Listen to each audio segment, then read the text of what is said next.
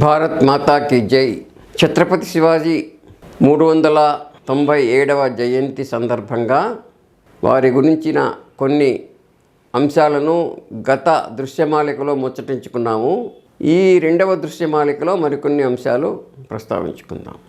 ఛత్రపతి శివాజీ భరతమాత ఆరాధకుడు, అంటే భూదేవత ఆరాధకుడు. భూమి లేకపోతే ఏమీ లేదు. భూమి వల్లనే మనకు మిగతా పంచభూతాలలోని మిగతా అంశాలు స్పష్టమవుతున్నాయి. భూమి ఉంది కాబట్టే మనకు గాలి, నీరు, నిప్పు, ఆకాశము అనుభూతమవుతున్నాయి. కాబట్టి భూమిని ఆరాధించడం అంటే భరతమాతను ఆరాధించడం అన్నది ఛత్రపతి శివాజీ జీవితంలో ఆయన ఆచరించి చూపిన ఒక మహాజాతీయ సంస్కారం. భరతమాతను పూజించడం, ఆరాధించడం, ఇదే జాతీయ తత్వం. ఈ దేశం పట్ల, ఈ జాతి పట్ల మమకారమే జాతీయ తత్వం. అదే హిందుత్వం. ఈ దేశంలో హిందుత్వం ఈ దేశం యొక్క జాతీయత, హిందుత్వం ఈ దేశం యొక్క సంస్కృతి. కాబట్టి ఈ వైవిధ్యాల సమాహారమైన హిందుత్వాన్ని తన పరిపాలనలో ఆయన ప్రస్ఫుటింపచేశాడు. ఏం చేశాడు? భూమి పట్ల మక్కువ, భూమిని రక్షించుకోవాలి. శివాజీ సామ్రాజ్యం మహారాష్ట్ర ప్రాంతం, ఇప్పుడు మహారాష్ట్ర ప్రాంతంలోనూ చుట్టుపట్ల ఉన్న ప్రాంతాలకు కూడా కొంతమేర విస్తరించి ఉండేది. అయితే శివాజీ మొత్తం భారతదేశాన్ని తన యొక్క మాతృభూమిగా భావించాడు. కాబట్టే శివాజీ యొక్క సామ్రాజ్యం భౌతికంగా ఆనాడు చిన్నదైనప్పటికీ కూడా మొత్తం భారతదేశం యొక్క సమగ్ర తత్వం అనేది ఆ పరిపాలనలో ప్రస్ఫుటించింది. భూమిని ఆరాధించడం అన్నది ప్రధానమైన అంశం. భూమిని ఆరాధించాము అంటే ఏమిటి ఆరాధించామని చెప్పుకోవడము? ఈ భూమి ఆధారంగా జీవిస్తున్న ప్రజలను ప్రేమించడం, వాళ్ళ ప్రజలను సక్రమంగా పరిపాలించడం అనేది మాతృదేవికి మనం సమర్పించుకునే పూజ, ఆరాధన, నీరాజనం. దాన్ని ఛత్రపతి శివాజీ ఆచరించి చూపించాడు. ఎలాగంటే ఈ దేశంలో అనాదిగా కూడా భూమిని దున్ని పండించే రైతు, భూమి మీద ఎవరికి హక్కు ఉంది అంటే ఎవరికి హక్కు లేదు. రైతుకు పండించుకునే హక్కు ఉంది, ప్రభువులకు అంటే పరిపాలకులకు ఆ పన్ను వసూలు చేసుకునే హక్కు ఉంది. మరి భూమి ఎవరిది? భూమి మొత్తం జాతిది, మొత్తం సమాజానిది. కాబట్టి పరిపాలకులు ఏం చేసేవాళ్ళంటే దేశంలో అనాదిగా కూడా యుగ యుగాలుగా కూడా పండించే రైతు 6 బస్తాలు పండినట్టయితే, 6 బస్తాల ధాన్యం పండినట్టయితే తమ పొలంలో 1 బస్తా ధాన్యం ప్రభుత్వానికి ఇవ్వాలి. అంటే 6వ వంతు, షడ్భాగం అంటారు దాన్ని. అంటే మనువు దగ్గర నుంచి మొదలుపెట్టి చూసినప్పటికీ కూడా మొత్తం అనాదిగా కూడా ఈ దేశంలో న్యాయంగా ప్రజల వద్ద పన్ను వసూలు చేసేవాళ్ళు.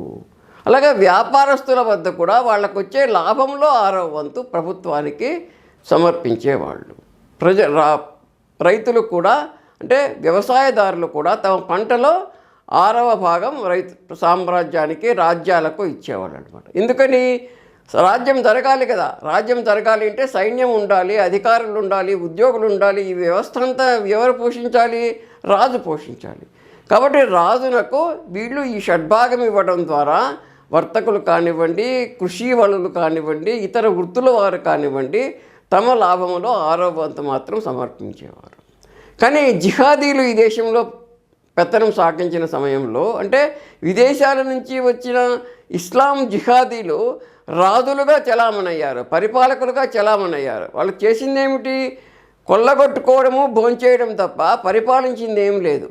కాబట్టి ఈ కొల్లగొట్టిన జిహాదీలు ఏం చేశారంటే ఖిల్జీలు కానివ్వండి, తుగ్లకులు కానివ్వండి, మొఘలాయులు కానివ్వండి, ఇంకా రకరకాలైన ప్రాంతీయ నామాలతో పెత్తనం చేసిన జిహాదీలు రైతుల వద్ద పండిన పంటలో 6 బస్తాలు పండితే తక్కువ సందర్భాల్లో 2 బస్తాలు వాళ్ళు దోచుకొని పోతుండేవాళ్ళు.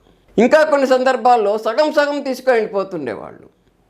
అదేవిధంగా కశ్మీరు, ఉత్తరప్రదేశ్ ఇటువంటి ప్రాంతాలలో అక్కడి పాలకులు పండిన పంటలో 2 వంతులు వాళ్ళే తీసుకుపోతుండేవాళ్ళు. అంటే 6 బస్తాలు పండినట్టయితే ఈ రాజుల పేరుతో చలామైన ఈ జిహాదీలు 4 బస్తాలు కాజేసేవాళ్ళు.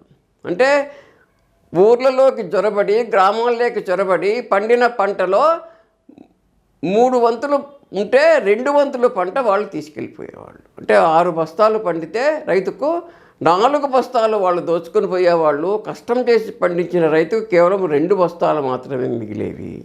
ఫలితంగా దేశమంతటా కూడా ఈ 2 బస్తాలు కూడా ఏమిటి, వ్యవసాయానికైనా ఖర్చు ఎవరిస్తారు, ఈ ఖర్చుకు సరిపోయేది. కాబట్టి రైతులు నిరంతరం అర్ధాకలితో లేదా ఆకలితో ఉండేవాళ్ళు. దేశమంతటా కూడా కరువు కాటకాలు తాండవించాయి. జిహాదీల యొక్క పెత్తనం కింద ఖిల్జీలు కానివ్వండి, తుగ్లకులు కానివ్వండి, మొఘలాయులు కానివ్వండి, భయంకరమైన కరువు కాటకాలకు రైతులు గురయ్యేవాళ్ళు, ప్రజలు గురయ్యేవాళ్ళు. కాబట్టి ఛత్రపతి శివాజీ మళ్ళీ తన యొక్క హిందూ సామ్రాజ్యాన్ని స్థాపించిన వెంటనే చేసిన మొట్టమొదటి పని ఏమిటంటే అనాదిగా ఈ దేశంలో ఉన్న పన్నును వసూలు చేసే ఆచారాన్ని పునరుద్ధరించాడు. అంటే 6 బస్తాలు పండితే రైతుకు కేవలం 1 బస్తా మాత్రమే ప్రభుత్వానికి ఇవ్వాలి అన్న అనాదిగా ఉన్న పద్ధతి ఏదైతే ఉందో దాన్ని ఛత్రపతి శివాజీ మహారాజ్ పునరుద్ధరించాడు. ఆ విధంగా ఆయన భూదేవత ఆరాధన చేశాడు. అంటే భూమిని నమ్ముకున్న ప్రజలను సత్యంగా, మంచిగా, ధర్మంగా పరిపాలిస్తూ ఈ భూమాతను, భరతమాతను ఆరాధించాడు అన్నమాట. అందువల్ల ఏమైంది, చుట్టూ ఉన్న జిహాదీల యొక్క రాజ్యాలలో ఆనాడు బిజాపూర్ రాజ్యం ఉంది, అలాగే ఢిల్లీలో కూడా మొఘలాయులు పరిపాలిస్తున్నారు. ఆగ్రాలో వాళ్ళ రాజధాని ఉండేది, ఆ ప్రాంతాల్లో పరిపాలిస్తున్నారు. ఔరంగజేబు పరిపాలిస్తున్నాడు. కాబట్టి ఔరంగజేబు రాజ్యంలో ఎలా ఉండేది, ఇదిగో ఇదే పద్ధతి, 6 బస్తాలు పండితే 4 బస్తాలు దోచుకొని పోవడం. కానీ శివాజీ రాజ్యంలో 6 బస్తాలు పండితే కేవలం 1 బస్తా మాత్రమే రైతుల నుంచి వసూలు చేసే పద్ధతిని ప్రవేశపెట్టిన ఆదర్శ పరిపాలకుడు, ధర్మ పరిపాలకుడు ఛత్రపతి శివాజీ మహారాజ్. అందుకే ఛత్రపతి శివాజీ సామ్రాజ్యం, ఛత్రపతి శివాజీ నిష్క్రమించిన తర్వాత కూడా నిరంతరం విస్తరిల్లింది. గాంధారం వరకు, అంటే ఆఫ్ఘనిస్తాన్ వరకు విస్తరించింది. అలాగే గంగా యమునా తీర ప్రాంతం వరకు విస్తరించింది. వంగ ప్రాంతం వరకు విస్తరించింది. దక్షిణాన కావేరీ నది వరకు కూడా ఈ హిందూ సామ్రాజ్యం అనేది విస్తరించింది అన్నమాట. దాదాపు 50 ఏళ్ల పాటు ఆంగ్లేయులు ఈ దేశంలోకి వచ్చిన తర్వాత కూడా ఈ మరాఠా సామ్రాజ్యం, అంటే హిందూ సామ్రాజ్యం అనేది మొత్తం భారతదేశంలో దాదాపు 75%, అఖండ భారత్లో 75% ప్రాంతానికి విస్తరించి ఒక ఆదర్శమైన హిందూ రాజ్యాంగ వ్యవస్థ ఈ ప్రాంతమంతటా, ఈ మొత్తం ఈ అన్ని ప్రాంతాల్లోనూ విలసిల్లిందన్నమాట. అంటే ఛత్రపతి శివాజీ హిందూ సామ్రాజ్య స్థాపకుడు ఎందుకంటున్నారంటే, ఛత్రపతి శివాజీ ఈ మొఘలాయులు వంటి జిహాదీల నుంచి ఈ భరత భూమిని విముక్తం చేసి మళ్ళీ పూర్వస్థితిలో దేశాన్ని నిలబెట్టినవాడు. అంటే పురావైభవాన్ని సాధించినవాడు, పూర్వపు స్వాతంత్రాన్ని నిలబెట్టినవాడు ఛత్రపతి శివాజీ. అందువలనే ఛత్రపతి శివాజీ ఆరంభించిన ఈ హిందూ సామ్రాజ్య స్థాపన అనేది క్రమంగా వికసించి దేశమంతటా కూడా విస్తరించింది. ఆఫ్ఘనిస్తాన్, ఇప్పుడు గాంధార ప్రాంతం, ఇప్పుడు ఆఫ్ఘనిస్తాన్ అంటున్నారు, అంతవరకు కూడా మరాఠాల సామ్రాజ్యం, హిందూ సామ్రాజ్యం విస్తరించింది అన్నమాట. కాబట్టి ఈ హిందూ సామ్రాజ్యాన్ని స్థాపించడం ద్వారా భరతమాతను మొత్తం విదేశీయుల యొక్క బంధనాన్ని నుంచి విముక్తం చేయడానికి అంకురార్పణ చేసినవాడు ఛత్రపతి శివాజీ. ఆయన జీవనకాలంలో మరాఠా ప్రాంతానికే పరిమితమైన ఈ హిందూ సామ్రాజ్యం ఆయన తర్వాత 50 ఏళ్ల వరకు నిరంతరం విస్తరిస్తూనే ఉందన్నమాట. 50 ఏళ్ల పాటు ఛత్రపతి శివాజీ నిష్క్రమించిన తర్వాత కూడా ఈ హిందూ సామ్రాజ్యం అనేది పరిఢవిల్లింది. ఆ తర్వాత ఐరోపా వాళ్ళ యొక్క దాస్యానికి దేశం గురి కావడం అనేది అది వేరే కథ.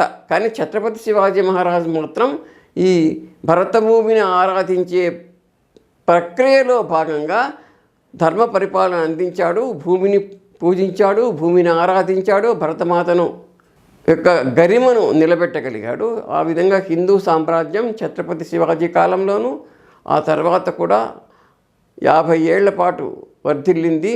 అదంతా కూడా ఛత్రపతి శివాజీ యొక్క స్ఫూర్తితోనే ఈ హిందూ సామ్రాజ్యం అనేది విస్తరిల్లడం అనేది జాతీయ చరిత్రలో భాగం అన్నమాట. భారత్ మాతా కీ జై.